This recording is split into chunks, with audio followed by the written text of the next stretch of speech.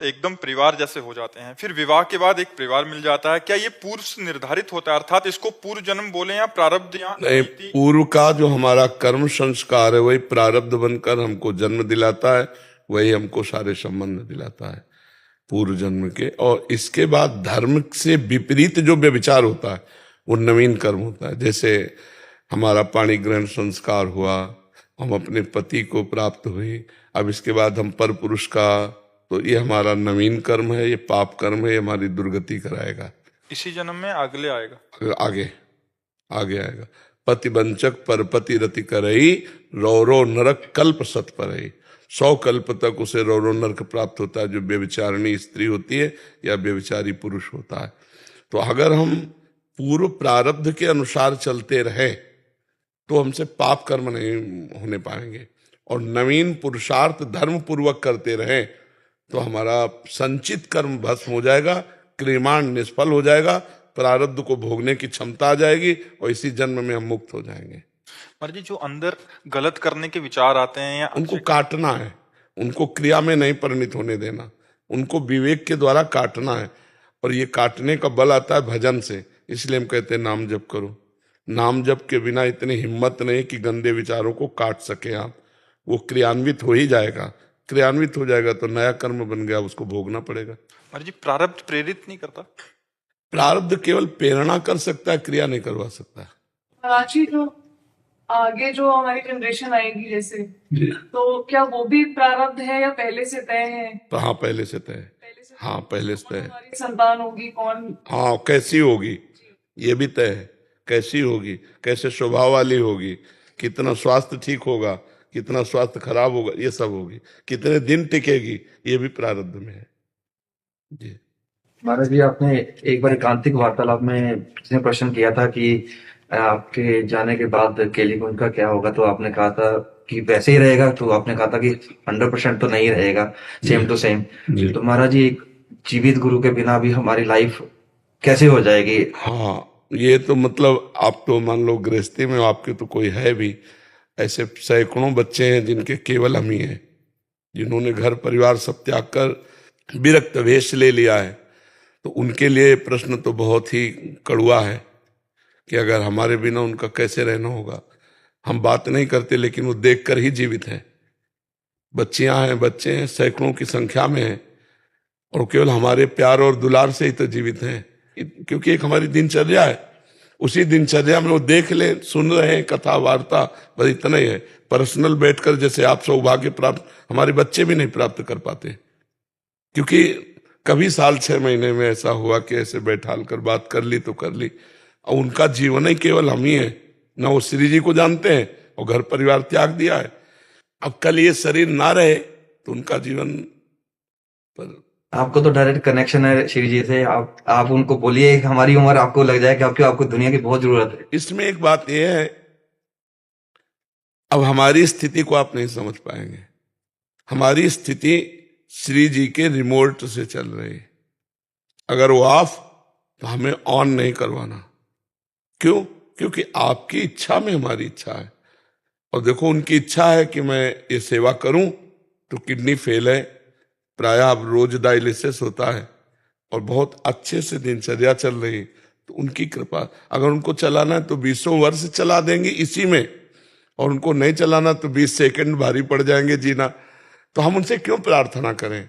हम तो आपके नौकर हैं, जहां नौकरी दोगे वहां हम चले जाएंगे।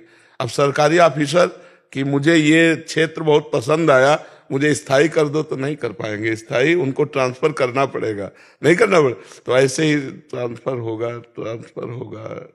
तो अभी जो लाभ है वो आगे नहीं मिलेगा।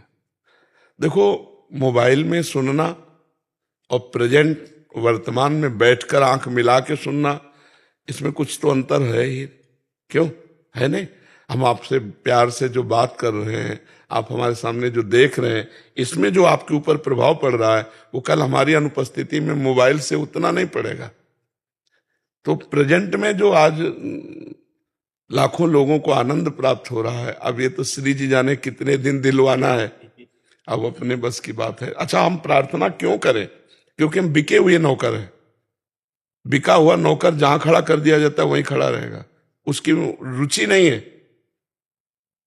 अब हम जो कर रहे हैं हमारे बस की बात थोड़ी है कि वो करवा रहे हैं इसलिए हो रहा है। अगर वो बंद करवा दे तो अभी कल से बंद हो जाए, हमारी सामर्थ्य नहीं है। हमारी सामर्थ्य नहीं कि हम आपके प्रश्न के उत्तर दे सकें।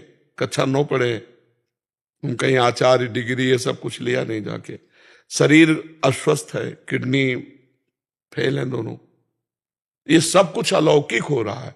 तो उनको अगर आपको लाभ दिलाना है तो वो दिलवाती रहेंगी। कब तक? अभी है नहीं। देखो भगवान भी अवतरित हुए श्री कृष्ण चंद्रजू तो 125 वर्ष में अंतर्ध्यान हुए। इस लोक का नाम मृत्यु लोक है। यहां जो भी जन्म लेगा उसको मरना पड़ेगा, उसको शरीर छोड़ना पड़ेगा, चाहे जितना आप चाहो, पर वो भगवान का विधान होता है। जितने दिन जीना है उतने दिन जीना, इसके बाद तो जब तक हैं तब तक लाभ ले लो। महाराज जी, एक शेफाली जी हैं, वो कह रही हैं कि महाराज जी आपसे प्रार्थना है कभी भी जाने की बात ना किया करें, बहुत दुख होता है, चाहे जो बात करें पर ये बात मत करें। एक तो हमने कि सारा ज्ञान दूर दूर से हो जाता है, ज्ञान काम नहीं करता, कहते अच्छा, जाने की बात इसलिए करते रहते हैं कि तैयारी रखो इस बात को भी झेलने की, सहने की। नहीं, अचानक नहीं सह पाओगे। हम जैसे हमसे कोई ज्यादा प्रियता की बात करता है तो हम एक टेबलेट ही जरूर दे देते हैं कि अभी जो हमारी बात मान लो, नहीं कल हम आपको बात बताने के लिए नहीं रहेंगे।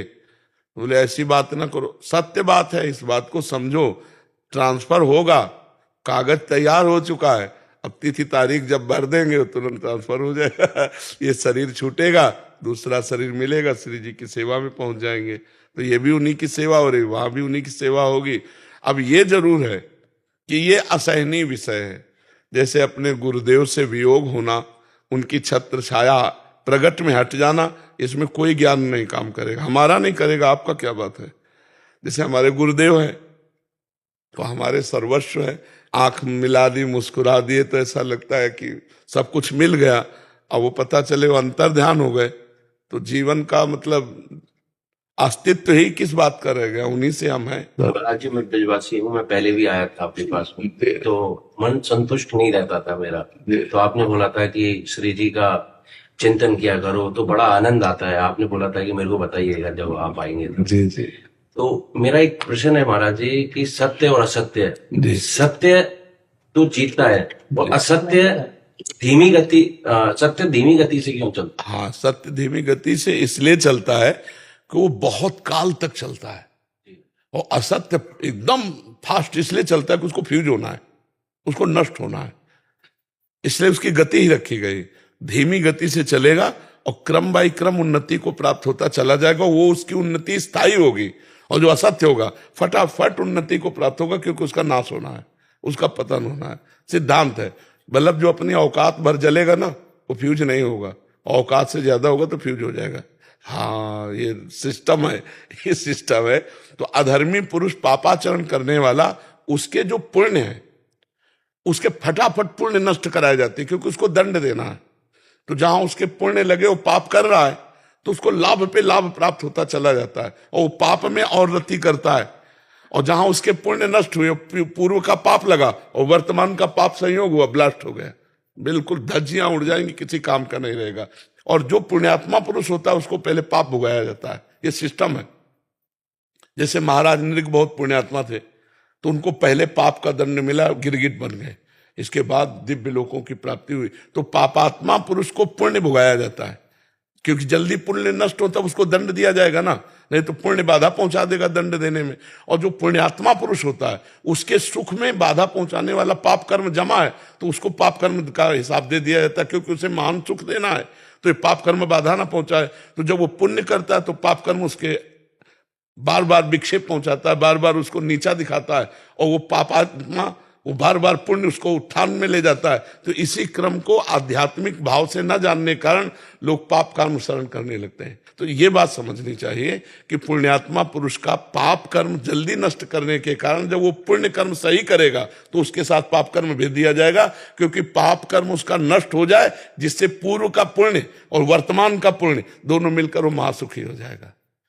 महाराज जी, वृंदावन आते हैं तब मन लगता है, और फिर जाते हैं तो एक माह तक वही राधे रानी राधे रानी राधे रानी 15-20 दिन रट रहता है, फिर धीरे धीरे बैटरी डिस्चार्ज हो जाती है। तो देखो, एक छोटे से मोबाइल की भी बैटरी चार्ज करनी होती है, तो आ जाया करो, जब डिस्चार्ज हो जाएगा तो वृंदावन में चार्जिंग करवा ले गए। राज जी काशी क्षेत्र से हैं और ध्यान करते ध्यान लगता नहीं, लगता है पता नहीं, कभी कभी तो लगता है, कभी कभी भटकता है। हमें लगता है कि जो ध्यान के द्वारा भगवत प्राप्ति वो सतयुग में थी, यज्ञ के द्वारा त्रेता में थी, पूजा के द्वारा द्वापर में थी, और कलयुग में केवल भगवान नाम जप और नाम कीर्तन से। कृतयुगे ध्यायते विष्णु त्रेतायाम यजते मखई द्वापरे परिचर्यायाम कलो तद्धर कीर्तनाथ। भगवान का नाम जप करो यार, नाम का ध्यान करो और नाम जप करो। जैसे राधा, तो राधा आंखों के सामने लिखा, अब इसी का हम ध्यान कर रहे हैं, राधा राधा राधा, पक्की भगवत प्राप्ति है। कलयुग केवल नाम आधारा, सुमिर सुमिर नर उतरे पारा। और इसी का ध्यान करोगे, फिर इस जगह जब रूप आएगा तो स्वाभाविक ध्यान होने लगेगा। नाम जप करते हैं तो फिर ये गुरु मंत्र पहले लेना पड़ेगा या हम निरंतर इसको जप? अब जब हम राधा कह रहे हैं तो ये मंत्र नहीं है क्या, तो परा विद्या है, मान लो ना। गुरु मंत्र का मतलब काने में देने से थोड़ी होता है, जिस संत की जो बात हम मान ली गुरु मंत्र हो गया। अरे राधा राधा और राधा कृष्ण दोनों का सेम ही मतलब है। हाँ, अरे वो एक ही है, रसो या परमानंद एक द्विधा सदा। राधा वही कृष्ण राधा बने, राधा ही कृष्ण, कृष्ण ही राधा है, कोई अंतराय नहीं। गीतांजलि जी, जय श्री राधे महाराज जी। महाराज जी, मुझे लगाव बहुत जल्दी हो जाता है, जिससे जीवन में पीड़ा भी होती है, और जिस चीज से खुश होती हूँ वो क्षण भर दूर हो जाती है। तो महाराज जी, ये लगाव को अलगाव में कैसे परिवर्तित करें? उसी को शास्त्रीय भाषा में राग कहते हैं। शास्त्रीय भाषा में जिसे तुम सहज भाषा में लगाव कहती हो, उसे शास्त्रीय भाषा में राग कहते हैं, और जिसे तुम अलगाव कहती हो उसे वैराग कहते हैं। तो जो हमारा किसी वस्तु व्यक्ति स्थान में प्रिय भाव से राग हो जाता है, वही हमारे बंधन का कारण बनता है। तो वैराग्य के लिए सबसे पहले हमको नाम जप करना होगा, क्योंकि अंतःकरण जब हमारा पवित्र होगा तो ये चिपकावपन, लगावपन, रागात्मक वृत्ति, इसका नाश हो जाता है। जब अपवित्र हृदय होता है तो छोटी छोटी वस्तुओं में राग कर लेता है, व्यक्तियों में राग कर लेता है, और जब पवित्र हृदय होता है तो भगवान के सिवा कहीं उसका राग नहीं होता। मान लो आपसे व्यवहार करेगा तो आप में भगवान देखकर बात करेगा, उसका शरीर से कोई लगाव नहीं होगा, उसको बाहरी मायाकृत से लगाव नहीं होगा, और पूरा कार्य वैसे ही होगा जैसे एक संसारी आदमी करता है। जैसे चक्रवर्ती सम्राट महाभागवत श्री अम्बरीश जी महाराज सम्राट हैं, रानियां हैं, पूरा प्रजा है, पर वो भगवान की सेवा में निमग्न रहते हैं, किसी से कोई उनका लगाव नहीं, भगवान के सिवा किसी से लगाव नहीं। जैसे मीरा जी, उनका भी ब्याह हुआ, राणा जी के साथ हुआ, पूरा परिवार है, लेकिन लगाव कहीं नहीं है। मेरे तो गिरधर गोपाल दूसरो न कोई, जाके सिर मोर मुकुट मेरो पति सोई। भगवान के सिवा किसी से लगाव न रहना, ये पवित्र हृदय का लक्षण है। और जरा जरा सी वस्तु व्यक्ति स्थान में लगाव हो जाना, ये अपवित्र हृदय का लक्षण है। तो सबसे परम पवित्र कर मंगलानाम मंगलेभ्योपि पावनेभ्योपि पावनम, हरे नाम, जो भगवान का नाम है, मंगल का भी मंगल करने वाला, पावन को भी पावन करने वाला है। इसलिए जो नाम आपको प्रिय हो या जो संत गुरुदेव से प्राप्त हो, उसे खूब नाम जप करो, पवित्र आचरण रखो, तो हृदय पवित्र होगा, लगाव कम होता चला जाए, अच्छा ही नहीं लगेगा। एक स्थिति आती है फिर अच्छा नहीं लगता। जैसे मल से कोई लगाव होता है क्या? हम उपेक्षा पूर्वक उसका त्याग करते हैं। जैसे वमन से कोई लगाव होता है क्या? बिल्कुल लगाव नहीं होगा। तो शास्त्रों में आया है कि संतों ने संसार के भोगों को मलवत त्याग दिया, बमनवत त्याग दिया। रमा विलास राम अनुरागी, तजत बमन जिम जन बड़भागी। लक्ष्मी के वैभव विलास, माया के वैभव विलास को बड़भागी भक्त जन वमन के समान त्याग दिया। वमन का मतलब समझते ना, उल्टी घृणास्पद भाव से त्याग दिया। हम छोटी छोटी वस्तु व्यक्ति स्थान में लगाव कर रहे हैं, क्योंकि हमारा हृदय अभी भगवान से विमुख है, अभी भगवदानंद का अनुभव नहीं हुआ। इसलिए खूब नाम जप कीजिए। प्रभु जी, हमारा लगाव की वजह से हमने ऐसा कहते हैं दया ही करना सब कुछ है, क्या दया ही दुख का कारण बनता है? नहीं, वैसे हम आपको एक सिद्धांत बताते हैं। यहाँ कोई यहाँ कोई किसी से लगाव नहीं रखता। हमारी बात समझ, संपत्ति, रूप, अपना कोई स्वार्थ, अपनी कोई कामना की पूर्ति, और जिस दिन आपसे अच्छा कोई मिल गया तो आपको छोड़ देगा, उससे अच्छा मिल गया वो तीसरे को पकड़ लेगा। ये संसार का नियम है ऐसा। यहाँ कोई किसी से प्यार नहीं करता। प्यार तो सिर्फ भगवान करते हैं। प्यार का मतलब है हम अवगुणी हैं, हम अधम हैं, हम नीच हैं, हम अच्छे नहीं, फिर भी हमें कोई प्यार करे तो वो तो सिर्फ भगवान करते हैं। यहाँ तो हमारे अनुकूल हो आप जब तक, तब तक आपसे प्यार, और आपसे बढ़कर कोई अनुकूल मिल गया फिर आपसे कोई मतलब नहीं रह जाएगा। तो इस संसार के अगर इस झूठे खेल को समझ जाए तो जीवन सार्थक हो जाए। हम सच्चे भगवान से प्यार कर लें, लेकिन भगवान से प्यार करना कठिन है क्योंकि वो दिखाई नहीं देते। लेकिन भगवान से प्यार हो जाए तो जीवन सार्थक हो जाए। यहाँ सच्ची मानिए कुछ नहीं सार है। वो एक भ्रम बैठा, मलिनता बैठी तो लगता है कि हमें कोई प्यार करे। यहाँ संसार में यहाँ कोई प्यार नहीं करता। यहाँ एक वर्ष प्यार किया, दूसरे वर्ष डिवोर्स हो गया, ऐसे भी तो हो रहे हैं केस, नहीं हो रहे? यहाँ क्या प्यार है? कम से कम प्यार का मतलब इतना तो हो कि दो साथी हैं तो एक दूसरे के दुख सुख की बात समझे, एक दूसरे को क्षमा करे, एक दूसरे के काम आवे। लेकिन ऐसा प्यार कहीं बिरला कोई करता हो तो हमें नहीं पता। स्वार्थ वाला प्यार तो सब करते हैं, जबकि आप बिल्कुल उससे प्यार कर रहे हो यथावत, तो भी वो आपको नहीं स्वीकार करेगा। ये संसार का नियम है, ये नियम है। यहाँ के प्यार का यही परिणाम है यहाँ। इसीलिए सावधान हो जाओ, भगवान की शरण में हो जाओ और भगवान से कहो कि या तो आप प्यार करो या आप भेजो। फिर उनका भेजा जो जन होगा वो एक अलग बात होगी। हम संसार के बहाव में ना बह जाए, नहीं तो जीवन व्यर्थ नष्ट हो जाएगा। जी संदीप जी महाराष्ट्र से। राधे राधे। जी महाराज जी आपके चरणों में कोटि कोटि प्रणाम। महाराज जी आपके श्रीमुख से बहुत बार सुना है ब्रह्म ज्ञान और ब्रह्म तत्व, परंतु मुझे ये समझना है कि ये क्या होता है, ये कैसे प्राप्त होता है? हाँ, गांव में किसी को एक कील दिखाई जाए और कहा जाए जिस धातु से कील बनी है इसी धातु का एक मकान उड़ता है आकाश में, तो उसको कैसे समझ में आएगा? समझ रहे हो ना? और जब उसे हवाई जहाज दिखाया जाए, हेलीकॉप्टर दिखाया जाए, तो उसकी समझ में आ जाएगी कि नहीं आ जाएगा? जिसने कभी हवाई जहाज नहीं देखा, हेलीकॉप्टर नहीं देखा, वो बताया जाए कि जैसे एक कील है, ऐसे ही धातु का बना हुआ एक मकान उड़ता है जिसमें 100-200 लोग बैठे रहते हैं, तो कील उछाल के देखेगा नीचे आ जाएगी तो कहेगा पागल बनाते हो क्या?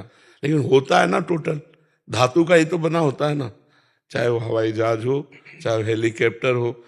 तो अगर उसको ज्ञान नहीं तो कैसे समझ पाएगा? ऐसे ही हम अपने स्वरूप को तो जानते नहीं, तो ब्रह्म को कैसे जान जाएंगे? तुमको इस शरीर में रहते हुए कितने साल हो गए? 39, मान लो 40 समझ लो, 40 वर्ष हो गए, लेकिन आपने एक सेकंड भी अपने को नहीं जाना।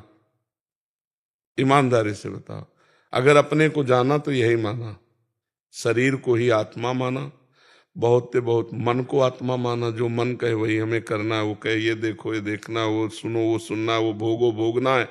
लेकिन आपने अपने को कभी नहीं जाना। शरीर आपसे अलग है, मन आपसे अलग है, बुद्धि आपसे अलग है, स्वभाव आपसे अलग है। आप ईश्वर के अंश हो और ये प्रकृति का अंश है। शरीर प्रकृति का अंश है, आप ईश्वर के अंश हो। अंतःकरण सूक्ष्म शरीर ये प्रकृति से बना हुआ, आप परमात्मा के अंश हो। स्वभाव प्रकृति का है, आप परमात्मा के अंश हो। इसी बात को जान लेने को ब्रह्म ज्ञान कहते हैं। और जब अपने स्वरूप को जान लिया जाता है तो उसे कहा जाता है ब्रह्म बोध हो गया है, आप ब्रह्म स्वरूप ही हैं। जैसे गंगा की धारा से एक चम्मच गंगा जल लो तो गंगा, एक टैंकर लो तो गंगा जल। तो हम लोग भगवान के अंश हैं। चींटी में भी वही ब्रह्म है, आप में भी वही ब्रह्म है, और ब्रह्मा जी में भी वही ब्रह्म है। उसमें कोई अंतर नहीं। उसी को आत्मा कहते हैं, उसी को परमात्मा कहते हैं, उसी को भगवान कहते हैं, उसी को ब्रह्म कहते हैं। आप अपने स्वरूप को भूल गए हो और आप अपने को पुरुष मानकर इस देह से व्यवहार कर रहे हो। इसीलिए लगता है ब्रह्म कोई और है। मैं तो मनुष्य हूं, मैं तो गृहस्थ हूं, ब्रह्म कहाँ हो सकते? तो जितनी बात कही मैं मनुष्य हूं, ये प्रकृति की है। मैं नीच हूं, मैं अधम हूं या उत्तम हूं, ये सब प्रकृति का है। आप तो परमात्मा के अंश हैं। इसी को जानना ब्रह्म ज्ञान कहते हैं। अभी सुना है, जाना नहीं है। अभी हम आपको सुना रहे, आपने जाना नहीं है। और जिस समय जान लोगे तो ब्रह्मविद ब्रह्म ही भवति, जो ब्रह्म को जान लेता है वो ब्रह्म स्वरूप हो जाता है। सोई जाने जे देह जनाई, और जानत तुम्हें तुम्हें हो, वो ब्रह्ममय हो जाता है। इसी को कहते हैं ब्रह्म। गुरुदेव, मैं एक अध्यापक हूँ, अध्यापन का कार्य करता हूँ, और मेरा अध्यापन का कार्य ईमानदारी से हो और आपका नाम कभी ना छूटे। हाँ बिल्कुल ठीक है दूसरी बात, मैंने आपको दिल से गुरु माना है, जी। और ऐसे ही आपकी आज्ञा अनुसार आगे से मेरे मृत्यु के आखिरी सेकंड आपका नाम ना छूटे। हाँ, खूब नाम को आप पकड़ो, फिर नाम पकड़ लेगा आपको। पहले साधक को नाम जपने के लिए प्रयास करना पड़ता है, फिर नाम उसे पकड़ लेता है, स्वांतः चलता है, स्वयं चलता है, हृदय से स्वयं नाम चलने लगता है, तब वो एक सिद्ध पुरुष हो जाता है। खूब नाम जप करते रहो, जीवन की सार्थकता यही है, नाम जप करो, खूब नाम जप करो जी। नीरज जी मृत्यु लोक से है लिखा, नीरज जी मृत्यु लोक से। अच्छा, तो स्वर्ग से भी आते हैं क्या सुरताल? राधे राधे महाराज जी, आपके चरणों में कोटि कोटि प्रणाम। महाराज जी, जो व्यक्ति हर परिस्थिति में प्रसन्न रहता है और मस्त रहता है, जिसको कोई फर्क नहीं पड़ता कि आने वाला कल अच्छा होगा या बुरा, जो भी होगा प्रभु के विधान अनुसार होगा, और अपने इष्ट का नाम जप करता हो, ना कोई इच्छा हो ना कोई खोने का गम हो, वो जीते जी जन्म मरण से मुक्त माना जाता है क्या? बिल्कुल बिल्कुल सही, बिल्कुल सही, यही स्थिति है। पर भगवदाकार वृत्ति होनी चाहिए, शर्त है भगवदाकार वृत्ति होनी चाहिए, बस फिर यही जीवन मुक्तता है। बस इसी में न कोई इच्छा, न कोई चाह, न कोई भय, न कोई शोक, न संताप, हर समय प्रभु के चिंतन में निमग्न है, वो जीवन मुक्त ही है जी। महाराज जी, कितना नाम जप करना चाहिए कि भगवत प्राप्ति हो जाए? कितने समय में हो जाती है? एक भी श्वास खाली नहीं जाना चाहिए तो भगवत प्राप्ति हो जाएगी। जो समय हम नहीं नाम जप कर पाते वो समय भगवान को समर्पित कर दो, और जिस समय आपको स्मृति आवे, खाली हो, उस समय नाम जप करो। धीरे धीरे धीरे इस नाम जप का प्रभाव और कर्म समर्पण का प्रभाव जब बनेगा तो हर समय भगवदाकार एक भाव रहेगा।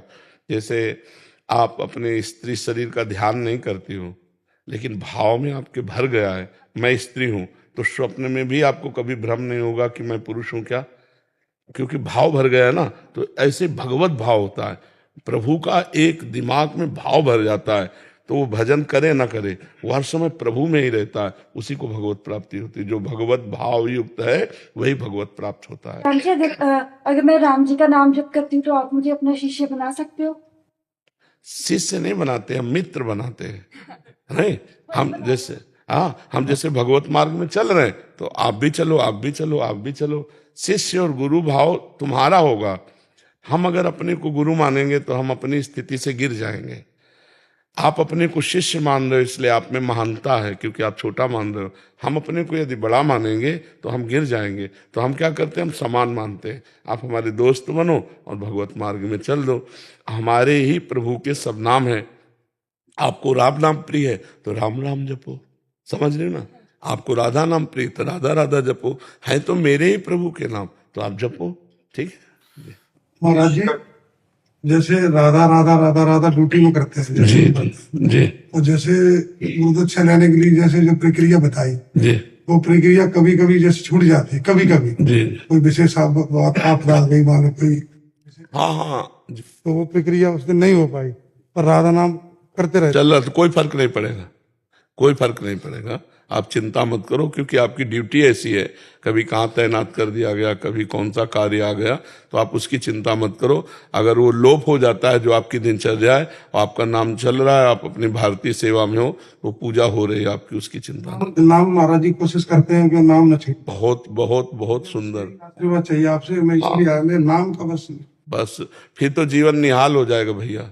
अगर नाम चल रहा है तो जीवन निहाल हो जाएगा। हाँ, श्वासा श्वासा नाम चले तो दुविधा रहा न कोई, निश्चित भगवत प्राप्ति हो जाएगी। और जितना जप लियो वो भगवान के बैंक में जमा हो चुका है, वो तुम्हारा मंगल करने के लिए पर्याप्त है। आप चलते रहो, खूब नाम जप कमा लो, और इस सारी सेवा तो हो ही रही है, लक्ष्य भी आपका पूर्ण हो रहा है। बहुत बढ़िया। शिखा जी पंजाब से। राधे राधे महाराज जी। महाराज जी आपके चरणों में कोटि कोटि प्रणाम। महाराज जी जैसे कि आपने बताया कि वैकुंठ में दिव्य शरीर मिलता है, तो दिव्य शरीर क्या होता है? क्या वो हर समय परमात्मा की भक्ति में लीन रहता है? और परमात्मा स्वरूप होता है। जैसे आप स्त्री शरीर में हो तो आपको हर समय स्त्री शरीर का गर्व और भान रहता है, ऐसे ही परमात्मा स्वरूप मिलता है। जैसे अभी यह है पंचभूतों का शरीर, एक पंचभूतों का शरीर, और एक जब आप सोती हो स्वप्न देखती हो तो स्वाप्निक शरीर, एक नरक में जाओ तो यातना दे, देवलोक को जाओ तो देह देव। इन सबसे अलग है वो सच्चिदानंद। जैसे हमारी आत्मा है वैसे आत्मस्वरूप देह की रचना होती है, चिदानंद में देह की रचना होती है। तब हम भगवान के समीप भगवान की सेवा, चवर करना, पंखा डुलाना, उनसे बातचीत करना, उनको भोग पवाना, उनके साथ खेलना हंसना, भगवान के साथ खेलना हंसना। जैसे देखो अभी हम तुम सब कोई एक हो जाए और हंसे खेलें, आपसे बैठे, आपके साथ खाए पिए कूदे, आपको कैसा लगेगा? ऐसा लगे ना कि यार जीवन का लाभ मिल गया। जिनके लिए हम 2 मिनट बैठ करके कितना प्रयास किया होगा, तब आप यहाँ बैठे, और उन्हीं से हम 24 घंटे हंसे खेले बात करें, वो हमारे साथ रहे, वो हमारे हाथ में हाथ मिला के चले, कितना रहे। ऐसे ही हम जिनके लिए जीवन भर भजन करते हैं, उन भगवान की जब प्राप्ति होती है, नव किशोर अवस्था उनकी, प्रियाजू लालजू, और उनके साथ हम खेल रहे हैं वृंदावन में, उन्हीं के साथ खा रहे, वहां मरना नहीं, शुगर नहीं होना, ब्लड प्रेशर नहीं होना, किडनी फेल नहीं होना, सच्चिदानंद शरीर, कभी मरना नहीं है, कभी बिछुड़ना नहीं। तो ऐसा जब प्यार होता है प्रभु से, तो वो दिव्य देह से होता है। वो दिव्य देह भगवान प्रदान करते हैं, और वो हमें मिलेगी यदि हम नाम जप कर रहे हैं भगवान की शरण में, तो परिणाम मिलेगा। जैसे ये पोशाक है, यह है पांच भौतिक पोशाक, बहुत घटिया पोशाक है। जरा में टूट जाए, जरा में फूट जाए, जरा में मर जाए, वो पोशाक कभी टूटने फूटने वाली, कोई अस्त्र शस्त्र से छेद नहीं सकता, भूख प्यास नहीं, गर्मी सर्दी वर्षा, मतलब ये जितना यहाँ है वो सब कुछ नहीं, चिदानंद में। वो प्राप्त हो गया, न मरना है, न बिछुड़ना है, न किसी तरह का शोक है, न कोई भय है, न राग है, न मोह है। एक मतलब अलौकिक दिव्य, उसी के लिए तो ऋषि मुनि साधना करते हैं सब कुछ छोड़ करके। तो आप सब कुछ ग्रहण करके भी कर सकते हैं, धर्म पूर्वक जो आपके अधिकार में है उन भोगों को भोगिए और खूब भजन कीजिए, तो भाई देह की प्राप्ति हो जाएगी। वो न स्थूल है, न सूक्ष्म है, न कारण, वो चिदानंद देह है। जैसे गीध ने जब सीता जी की रक्षा के लिए प्रयास किया तो रावण ने काट दिया पंख, और वो बहुत तरह से घायल होकर जब पृथ्वी पर गिरा, तो आगे भगवान राम आ रहे थे तो देखा जटायु पड़ा है, पर वो भगवान के चरणों का चिंतन कर, आगे पड़ा जटायु देखा, सुमिरत राम चरण की रेखा। भगवान गए और कहा तुम्हारा शरीर रख दें, तो उनका नहीं प्रभु अब नहीं, तो तुरंत शरीर छूटा। गीध देह तज धरि हरि रूपा, 4 भुजा और भगवत स्वरूप होकर भगवान के साकेत धाम को गया। ये दिव्य शरीर होता है। वो दिव्य कैसा होता है? वाणी तो बस इतना ही, देखो वाणी एक लिमिट तक केवल बता सकती है, इसके बाद नहीं। जैसे आपको एक गुलाब जामुन पवाए, आपसे पूछे कितना मीठा है, आपको मीठा नहीं, कितना मीठा है, बहुत मीठा है, नहीं कैसा स्वाद लग रहा है, तो आप कहोगे, एक ही उत्तर होता है कि खा के देख लो। नहीं, वो आप प्राकृतिक वस्तु का भी स्वाद स्पष्ट नहीं वर्णन कर सकती, फिर चिदानंद भगवान का स्वाद कैसे वर्णन कर सके वाणी? इसकी एक क्षमता है, एक लिमिट है, वो लिमिट तक केवल बोल पाती है, इसके बाद नहीं। अब जैसे चिदानंद क्या है, इसकी क्षमता नहीं कि बोल दे, क्योंकि प्राकृतिक वाणी तो चिदानंद क्या बोले? वाणी की क्षमता प्राकृतिक रूप के वर्णन की नहीं है, तो चिदानंद रूप का कैसे वर्णन कर दे? इसकी एक लिमिट है। वाणी बहुत छोटी चीज है, एक लिमिट है, वो संकेत मात्र कर सकती, इसके अलावा नहीं। इसके अलावा अनुभव गम में भजे जय संता, जो अनुभव में आता है वही दिव्य भाव है। वो दिव्य वाणी में नहीं आ सकता, वो अनुभव में आता है। वो सखे भाव होता है। जो भाव करो भगवान से, भगवान मेरे पति हैं, भगवान मेरे पुत्र हैं, भगवान मेरे शिष्य हैं, भगवान मेरे मित्र हैं, भगवान मेरे प्रीतम हैं, जो भाव करो भगवान सब भाव स्वीकार करने वाले हैं जी। सौरभ राजपूत जी आगरा से। राधे राधे। राधे राधे महाराज जी। महाराज जी, ऐसा भाव कैसे आए जब हम किसी व्यक्ति विशेष और भोग को देखकर आकर्षित ना हो और चिंतन भोगों से हटकर केवल और केवल प्रभु का ही रहे? नाम किसका प्रश्न है? जितना नाम जप करोगे उतने हृदय निर्विकार होता है। निर्विकार पवित्र हृदय कहीं आसक्त नहीं होता। मलिन और विकारी हृदय छोटी छोटी गंदी बातों में, छोटी छोटी वस्तु, व्यक्ति, स्थान में वो आसक्त हो जाता है। जितना मलिनता होगी उतने आसक्ति बढ़ेगी जगत में, और जितने निर्मलता होगी उतने निर्विकारता बढ़ेगी, आसक्ति रहित जीवन होगा। ये सब भजन से होता है। विनिश्चितम बदामि ते नान्यथा वचांस में हरिम भजन्ति ये नरा बहुसागर तरंति ते। ये निश्चित बात तुम्हें बता रहा हूं कि बिना भजन के संसार समुद्र से तरा नहीं जा सकता। बारी मथे घृत होए बरु सिकताते बरु तेल, बिनु हरि भजन न भव तरी या सिद्धांत पेल। तो भव तरने का तात्पर्य आसक्ति रहित हो जाना। कोई इच्छा नहीं है, किसी भी संग का कोई रंग नहीं चढ़ेगा। चाहे भोग सामने हो रहा हो तो भी अपने अंदर निर्विकारता रहे। ऐसी स्थिति भजन से प्राप्त होगी, दूसरे किसी से नहीं। खूब नाम जप करो। जो भगवान का नाम आपको प्रिय हो उस नाम को खूब जप करो। जप करते हो? हाँ, खूब जपो, मतलब डट के जपो, तब काम करेगा। हमारा हृदय जब इस नाम की गूंज से भर जाए, ऐसे करो तो कान में तुम्हें राम राम राम राम, तब जाकर काम बनेगा। जब अतिशय रगड़ करो तो दो लकड़ियों के घर्षण से अग्नि पैदा हो जाती है, नहीं पैदा हो जाती। अरण्य मंथन उसे ही कहते हैं। जब हमारी जबान और राम नाम का घर्षण होगा तो माया भस्म हो जाएगी, ज्ञानाग्नि प्रकट हो जाएगी, सब निर्विकारता आ जाएगी। पर ब्रह्मचर्य, नाम जप, पवित्र आहार, सद्व्यवहार, ये होना चाहिए। अगर हमारा व्यवहार गलत है तो नाम जप का प्रभाव नहीं बन पाएगा। हम व्यभिचारी हैं तो नाम जप का प्रभाव नहीं बन पाएगा। हमारा आहार गलत है तो नाम जप में रुचि नहीं हो पाएगी। हमारा व्यवहार शुद्ध हो, आहार शुद्ध हो, आचरण शुद्ध हो, नाम जप करो, अभी निर्विकारता आने लगेगी। पर डट के करो लंबे समय तक। सातु दीर्घकाल निरंतर सत्कार सेवितो दृढ़ भूमि। लंबे समय तक आदर पूर्वक खूब नाम जप किया जाए तो दृढ़ भूमि, हृदय में दृढ़ता आ जाएगी। ऐसे जैसे मल के प्रति कोई आकर्षण होता है क्या? मल के प्रति किसी का आकर्षण होता है तो मलमूत्र के द्वारों पर आकर्षण क्यों हो रहा है? मलिनता, हृदय की मलिनता। और है क्या? क्या है? दुर्गंध युक्त घृणित पदार्थों को फेंकने वाले द्वार हैं। मलमूत्र के द्वार ही तो है शरीर में। कौन सी बात है? एक चमड़ी का ऊपर से ढका हुआ खेल है? नहीं, सब गंदगी भरी हुई है। इस पर आकर्षण अज्ञानता और मलिनता के कारण होता है। अगर हमारे अंदर शुद्ध ज्ञान आ जाए, बिल्कुल कोई आकर्षण नहीं होगा। तो हम निरपराध रहें, हमारे द्वारा कोई पापाचरण न हो, हम अच्छा पवित्र भोजन भगवान को अर्पित करके करें, कोई नशा न करें, दूसरे के साथ असत व्यवहार न करें, दूसरे को पीड़ा देने वाले वाक्य न बोले, दूसरे को पीड़ा देने वाली शरीर से क्रियाएं न करें। बस आनंद आ जाएगा। देखोगे आप अध्यात्म की चढ़ाई पर चढ़ने लगे। समझ पाए? हरनीत सिंह जी।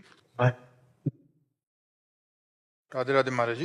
महाराज जी, जपे हुए नाम की संभाल कैसे करें? जिंदगी में ऐसी परिस्थितियां आती हैं कि कोई प्रियजन या पारिवारिक जन किसी शारीरिक रोग या आर्थिक तंगी में आ जाता है तो उनके लिए प्रार्थना करना अनिवार्य हो जाता है। अपने लिए भी कभी प्रार्थना करनी पड़ती है। महाराज जी, ऐसे में कब प्रार्थना करें? प्रार्थना और नाम जब सुरक्षित है, दोनों अलग अलग बातें हैं।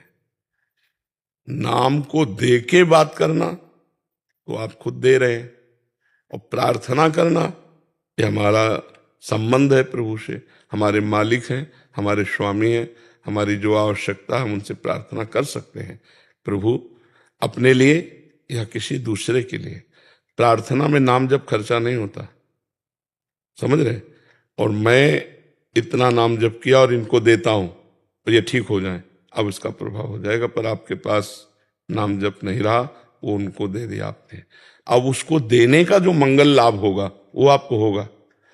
तो अपने लोग क्या करते हैं कि पहले नाम जप को सरकारी बैंक में जमा कर देते हैं, भगवान के अर्पित कर देते हैं। उस परमेश्वर को जो नाम जप किया तो हमारा वो भगवान के लॉकर में जमा हो गया।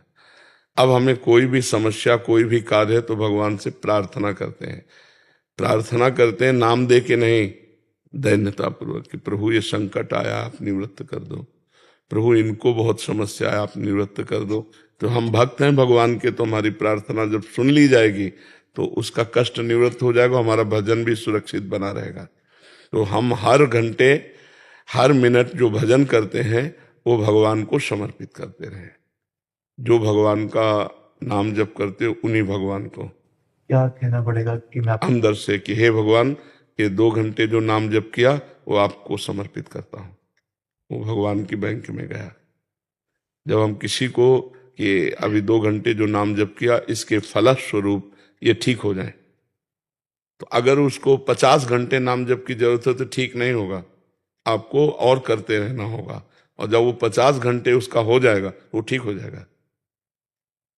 तो अगर हमने अपने नाम को भगवान के बैंक में जमा कर दिया तो दियम वस्तु गोविंदम तुभ्यमेव समर्पयामि, हे भगवान आपकी कृपा से जो भजन हुआ ये मैं आपको समर्पित करता हूँ।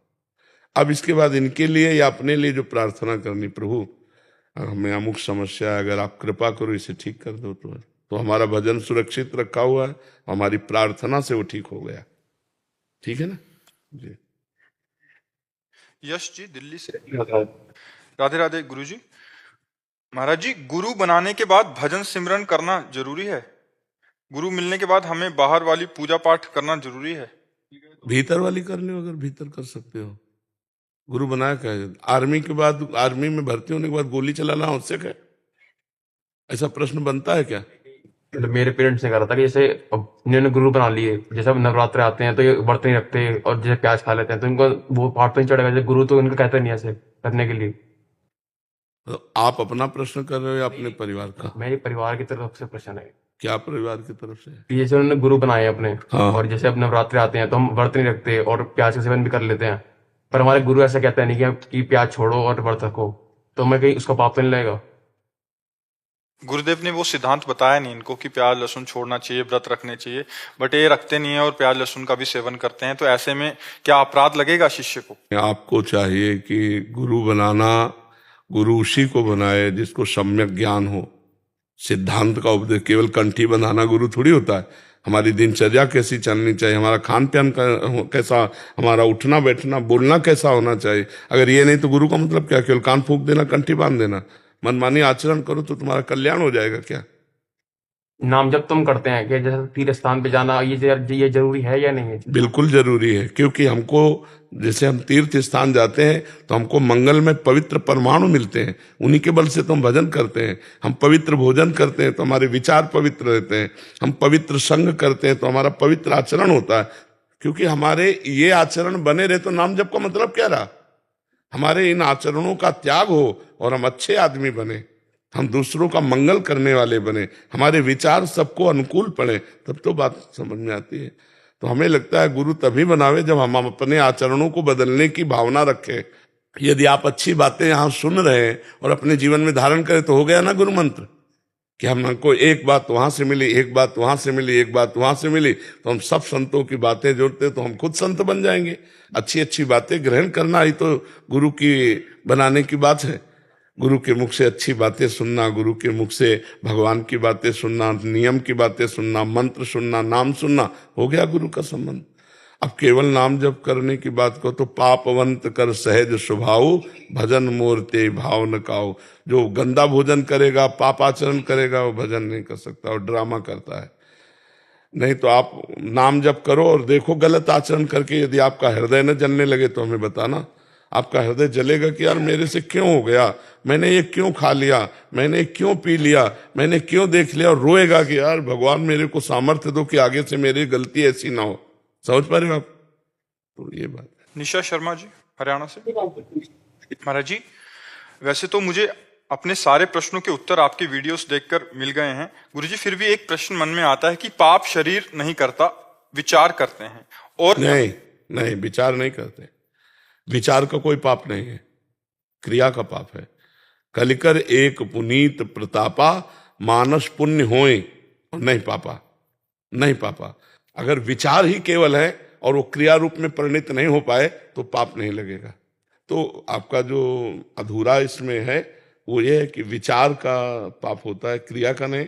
नहीं, विचार का पाप नहीं होता, क्रिया का पाप होता है, विचार का नहीं।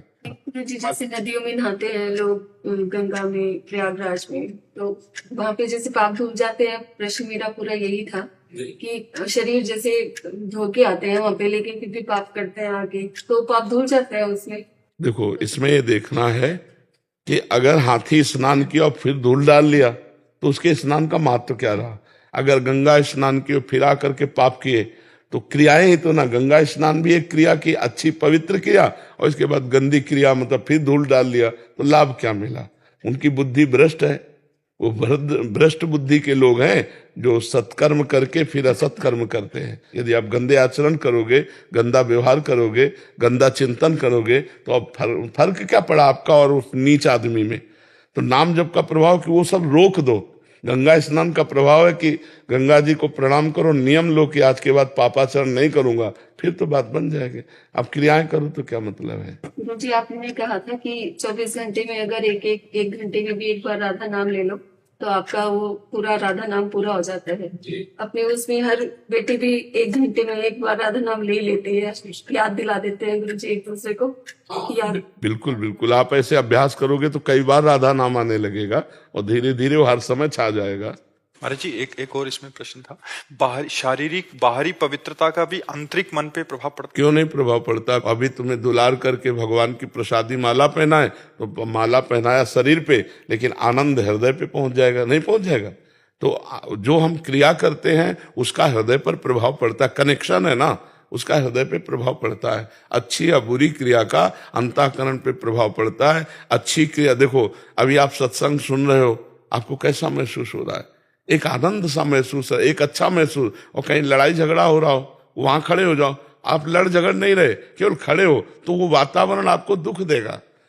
तो जो वातावरण हम देख रहे हैं, सुन रहे हैं, बोल रहे हैं, छू रहे हैं, कर रहे हैं, उसका हृदय पर प्रभाव पड़ता है, अंतर में प्रभाव पड़ता है।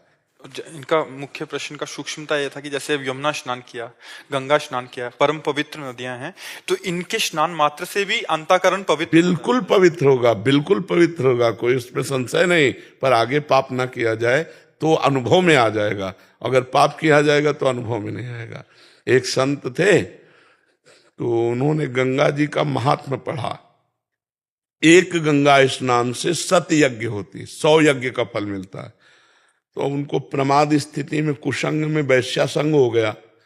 तो उन्होंने कहा, मन में सोचा कि 100 यज्ञ तो रोज हम कमा ही रहे हैं, 2-4 यज्ञ का फल चला जाएगा। तो जब कोई कहता उनसे कि आप तो बहुत पाप करते हैं, मतलब अच्छे आदमी होकर वैश्यागमन करते हैं, तो वो यही उत्तर दे देते कि एक बार गंगा स्नान में 100 यज्ञ का फल होता है, तो 2-4 यज्ञ का फल चला जाएगा, शेष तो बचेगा। तो गंगा जी उनको शुद्ध ज्ञान देने के लिए एक बच्ची के रूप में एक सफेद कपड़े को लेकर गंगा जल में से डुबोती, फिर बालू में फिर गंगा जल में डूब, और वो गंगा स्नान करने वहां गए। तो उन्होंने सोचा बच्ची है, निकल जाए, फिर मैं लंगोटी पे नहाऊं। तो कहा, जा, बार बार गंदा करती है, बार बार धोती है, जब गंदा ही करना है तो धोती क्यों है? तो उस समय कपड़ा गंदा था, क्योंकि ऐसे जल में डुबोया और फिर बालू में ऐसे ऐसे कर दिया। तब कहा, ये प्रश्न तू अपने दिमाग में डाल कि तुझे यदि गंदा ही करना है तो धोने क्यों आता है? अगर धोता है तो गंदा क्यों करता है? जानता है तेरे को नरक की प्राप्ति होगी। क्यों? क्योंकि जानबूझ करके तू मेरा अपमान कर रहा है। गंगा स्नान करता हो, वैश्यागमन करता है, वो बराबर होता है। इधर अवगाहन गंगा का, उधर अवगाहन वैश्या का, तू नरक जाएगा, तेरे को पुण्य उन्य कुछ नहीं मिलेगा। तो ये बात समझनी चाहिए कि यदि हमें ज्ञान है कि ये पाप है तो हम पुण्य के बल पर पाप ना करें, नहीं तो सर्व पुण्य नष्ट हो जाएगा और फिर दुर्गति की प्राप्ति हो जाएगी। और हम घोर पापी रहे हैं और आज से अब नहीं करेंगे तो महात्मा बन जाओगे, पक्का बन जाओगे। ये सिद्धांत को समझना। अब लो नसानी, अब ना नशो, अब तक क्या, आगे नहीं करेंगे जी। राजदीप सिंह जी अम्बाला से। वाहिगुरु जी, राधे राधे महाराज जी। पूज्य महाराज जी, मैं पिछले कुछ समय से सिख मर्यादा अनुसार वाहिगुरु नाम के जाप में प्रयासरत हूँ। गुरुवाणी अनुसार हुक्म है, गुरु ग्रंथ जी मान्यो प्रकट गुरां के देह। महाराज जी, नाम जप करते समय जैसे मैं आपको गुरु साक्षात प्रकट रूप में महसूस करता हूँ, वैसे गुरु ग्रंथ साहिब जी को साक्षात गुरु प्रकट रूप में अनुभव नहीं कर पाता। कृपया मेरा मार्गदर्शन करें कि आगे चल के अमृत शक्कर पूर्ण गुरु सिख बन सकूं। हाँ, बिल्कुल ठीक बात है। तो प्रगट रूप आप मांस के पिंड को देखकर गुरु मान रहे हो? नहीं, मांस का पिंड देखा इसलिए ज्यादा श्रद्धा हो रही है। और मांस के पिंड के अंदर जो तत्व है वो वाणी जी में भी विराजमान है, गुरु वाणी में वो विराजमान है। तत्व वाणी जी में विराजमान है, वो यहाँ भी है। और देह ये तुम्हें दिखाई दे रहे, इसलिए हम लोग आकार में फंसे हैं, इसलिए वाणी के स्वरूप को हम गुरु मानने में वो भाव नहीं ला पा रहे। बकाया जो वाणी जी है वही गुरु तत्व है। वाणी जी तत्व से गुरु मानी जाती है, क्योंकि उसमें प्रगट नराकार तो नहीं है, लेकिन शब्दाकार तो है ना। तो शब्द शब्द को ब्रह्म, ब्रह्म को गुरुदेव, तो गुरु स्वरूप तो है ही है। शास्त्र जो वाणी है गुरुवाणी, वो गुरु स्वरूप ही है। पर हम लोग फंस गए आकार में, जैसे आप अपने आकार में फंसे हो, तो आपको आकार में जल्दी श्रद्धा हो जाएगी, क्योंकि आकार में फंसे ना। तो वाणी आकार रूप तो है नहीं, शब्दाकार रूप है। वो आपको बोलती नहीं है, आपको डांटती नहीं है, आपको प्यार दुलार प्रगट में, और प्रगट में आकार में प्यार दुलार बातचीत देख, तो हमारी ज्यादा श्रद्धा बनती प्रगट आकार में। लेकिन प्रगट आकार स्थायी नहीं है, आपको आना वाणी में ही पड़ेगा। मान लो ये शरीर पूरा हो जाए तो फिर इसकी वाणी ही तो पकड़ के चल पाओगे। गुरु वाणी ही तो स्थायी गुरु है। महाराज की वाणी में कैसे कैसे आए? वैसे नाम जप करो तो वाणी में पूर्ण श्रद्धा हो जाएगी। वाणी में नाम जप मतलब हमारे जीवन का सार है नाम जप, और सब कुछ ठीक हो जाएगा। सब जिधर जो चाहोगे, ब्रह्म ज्ञान चाहोगे, प्रेम चाहोगे, वैभव चाहोगे, लोक लोकांतर में जहां जो चाहोगे सब नाम से प्राप्त हो जाएगा। हम अपने अनुभव की बात कहते हैं, संतों के अनुभव की बात कहते हैं, गुरुवाणी के अनुसार कहते हैं, सब कुछ नाम से प्राप्त हो जाएगा। महाराज जी, व्यस्तता इतनी रहती है, शिक्षक है, पढ़ाना है, घर पे बच्चों को भी देखना है। हम शिक्षक नहीं है क्या? मान लो आप शिक्षक हो तो आप तो बच्चों को पढ़ाते हो, हम तुम्हें पढ़ा रहे, नहीं पढ़ा, ये पढ़ा नहीं रहे क्या? हमारा क्लास नहीं लगा क्या? तो हम क्या भजन से विमुख है क्या? हम पहले सब जब आप आते हो तो हम अपने भगवान के चिंतन में होते हैं, और जब हम आँख खोलते हैं तो सबसे पहले भगवान का रूप देखते हैं कि ये सब रूपों में मेरे भगवान आए हैं मुझे प्यार करने, और ये प्रश्न करके और यहाँ से उत्तर दे करके, करते दोनों काम वही है, आनंद बढ़ाते हैं। अब हमसे जो भी बात करोगे हम बात करेंगे, अपने भगवान से बात कर रहे हैं। तो जब आपके विद्यार्थी आवे तो सबसे पहले आप देखो कि भगवान विद्यार्थी रूप में आए, क्योंकि जब सृष्टि नहीं थी तो केवल भगवान थे, जब सृष्टि नहीं रहेगी तो केवल भगवान रहेंगे, तो बीच में जो कुछ है वो सब भगवान ही है, पक्का समझो। तो हम पहले देखो, व्यस्तता बाहर से होती है, अंदर से रिलैक्स रहो। जैसे इस बच्चे ने कहा ना, अंदर से रिलैक्स रहो। कोई भी कार्य करना है हड़बड़ाओ मत, उतावलापन मत करो, बड़े धैर्य पूर्वक राधा राधा राधा, कितना आनंद रहेगा, कितना आपकी जिम्मेवारी, कितना काम है। परिवार में 2-4 लोग होंगे, यहाँ 1500 है, कोई रंग संसार का ना रह जाए तब भगवान का रंग चढ़ता है। कितनी कठिन बात है, तुम खिलवाड़, एक आदमी को संभालना कितना कठिन होता है। फिर ये सब नौजवान पढ़े लिखे, संसार देखे हुए, कोई आर्मी में, कोई ये कोई वो, लेकिन कुछ नहीं है। हम पाई भर न चिंतित हैं, न कल की व्यवस्था के लिए चिंतित हैं, ना इनकी जीवन के लिए चिंतित हैं, क्योंकि सीधे भगवान को समर्पित है। आप देखो, और सबका परिवर्तन हो रहा है, सब सुव्यवस्थित चल रहे हैं, सबकी व्यवस्था हो रही। हमें चिंता क्या करना? जो अनंत ब्रह्मांडों को चला रहा है वही इनको भी चला रहा है। हम इतना बिजी ना हो जाएं कि अपने जीवन के लक्ष्य को भूल जाए। हम इतना न दौड़ लगा दें कि अपना मार्ग ही भूल जाए। जाना था इधर, दौड़ में निकल गए उधर, जीवन भर दौड़ते रहो, लक्ष्य तो मिलेगा नहीं, क्योंकि मार्ग तो ये था। तो हम भगवान के मार्ग को भूल जाएं, दौड़ते हुए संसार में बिजी पूरा जीवन। आ गई मृत्यु, शरीर छूटा, अब क्या होने वाला है? जब शरीर छूट गया तो फिर भजन साधन होगा नहीं, फिर तो कर्मानुसार योनियों की प्राप्ति होगी। अन्य योनियों में भजन होता नहीं, अन्य योनियों में भगवत प्राप्ति का कोई चांस नहीं, मनुष्य योनि में ही चांस है। कल एक कह रहे थे कि अभी ऐसा लगता है कि कुछ समय खूब डट के मेहनत करके पैसा कमा लूं, फिर भजन करूंगा आराम से। कभी नहीं हो सकता, पैसे के बल से तो भजन हो ही नहीं सकता है। नहीं महाराज जी, अगर आपकी शिक्षाओं को अपने मन में ही बैठा ले तो गुरु में, वाणी में गुरु रूप आ जाएगा। बिल्कुल बिल्कुल आ जाएगा। देखो, आप जो श्रद्धा करके सुन रहे हो तो आकार से वाणी ही तो प्रकट हो रही, उसी से तो आपका समाधान हो रहा है। गुरुवाणी से ही तो समाधान हो रहा है, गुरुवाणी से समाधान हो रहा है, गुरुवाणी मानने से आपका परिवर्तन हो रहा है, गुरुवाणी पर श्रद्धा करने से ही आपका उज्जवल भविष्य होगा। तो उसको समझिए, वो लिखित रखिए, ये आवाज में निकल रही बात नहीं है, तो गुरुवाणी ही। अमित जी हरियाणा से।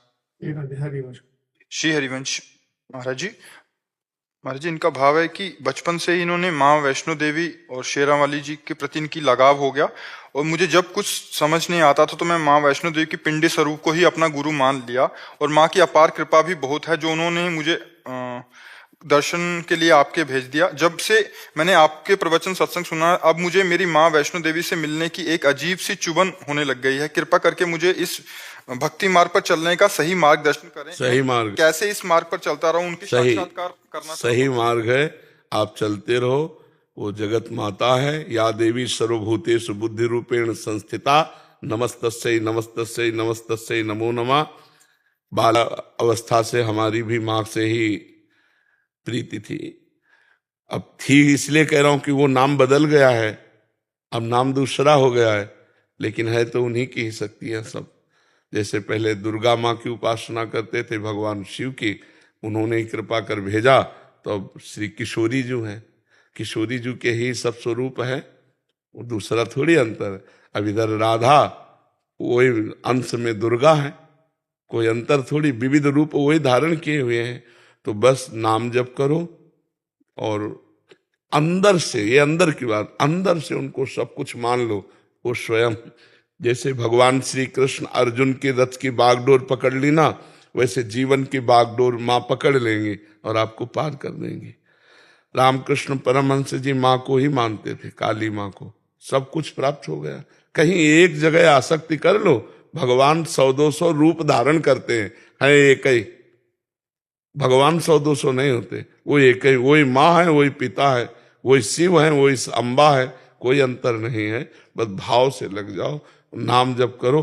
और मांस मदिरा ये सब चीजें गंदी चीजें, कभी जैसे कुछ लोग जो अज्ञानी जन है नहीं जानते हैं, तो वो कहते हैं माँ को शराब का भोग लगाते हैं, बकरे काटते हैं, ऐसी सब क्रियाएं नहीं करनी चाहिए। माँ जगत माता है, तो जैसे हम उसके पुत्र हैं, ऐसे बकरा भी उसका पुत्र है। अपने पुत्र के गला कटवा के कभी माँ प्रसन्न होती है क्या? और माँ कभी मदिरा और गंदी चीजें सेवन करने वाला कभी माँ का आराधना कर सकता है? ये सब निकृष्ट लोग हैं, अज्ञानी लोग हैं, ये लोग नहीं जानते हैं। तो कभी ऐसी गलती मत करना। तो ऐसे प्रसाद को भी नहीं लेना चाहिए कि कोई बकरे का मांस और मदिरा या कुछ ऐसा दे कि माँ का प्रसाद ले। नहीं भाई, ये माँ का प्रसाद आप ही पाओ। हमारी माँ दूसरी है, जो सात्विक है, जो देवी है, जो जगत माता है, परम पवित्र है। नारियल की बलि दो, नींबू की बलि दो, सुंदर 56 प्रकार के भोग लगाओ, वो प्रसाद पाओ। ठीक है? जिंदगी लाला की जय, बाबा की जय, जय हो प्रभु की जय हो। आओ दुपट्टा पहनाओ ब्रजवास। मुक्ति गए गोपाल सु मेरी मुक्ति बताए, और ब्रज रजोड़ मस्तक लगे तो मुक्ति मुक्त जाए। राधे हम तो वहां आए जहाँ लाला यों के आन लाओ आन लाओ आन लाओ, यानी आने और महाराज श्रीनाथ जी को प्रागट भयो, वहीं पे आए और बाबा के दर्शन करके आए, क्योंकि बाबा को हमारे को आदेश है को कि बहु बाबा देखिए आओ ने। गिरिराज बाबा का है, उन्हीं से हम हैं, उन्हीं से है। अरे प्रभु, जब हम गिल्ली डंडा और टायर भरावे माँ ब्रज भूमि में जी, तो जब आप परिक्रमा लगावे, जब छोटे छोटे हमने तो बहुत संतन के दर्शन करे और आपके दर्शन करे वहीं, अब आपके सामने आए जब प्रत्यक्ष रूप से आपको परिक्रमा लगाते, आपके साथ एक और लगाते हो। ये बाबा पंजाबी सिंगर है। अच्छा, माँ बाप के ऊपर गाना गाए इन्होंने जी, ब्लेसिंग्स हो भाई, माँ की ब्लेसिंग्स, फादर की ब्लेसिंग्स होती है, माँ बाप के बहन के ऊपर ही गाना कि सबका आशीर्वाद होता है। बिल्कुल बिल्कुल। एक बाबा जी, एक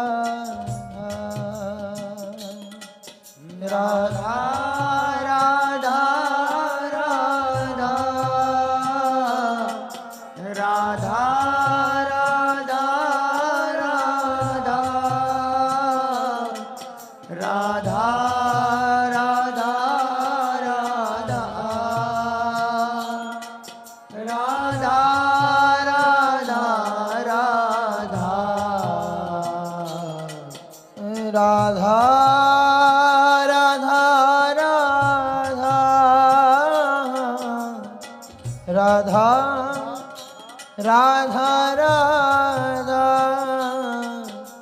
राधा राधा राधा राधा राधा राधा राधा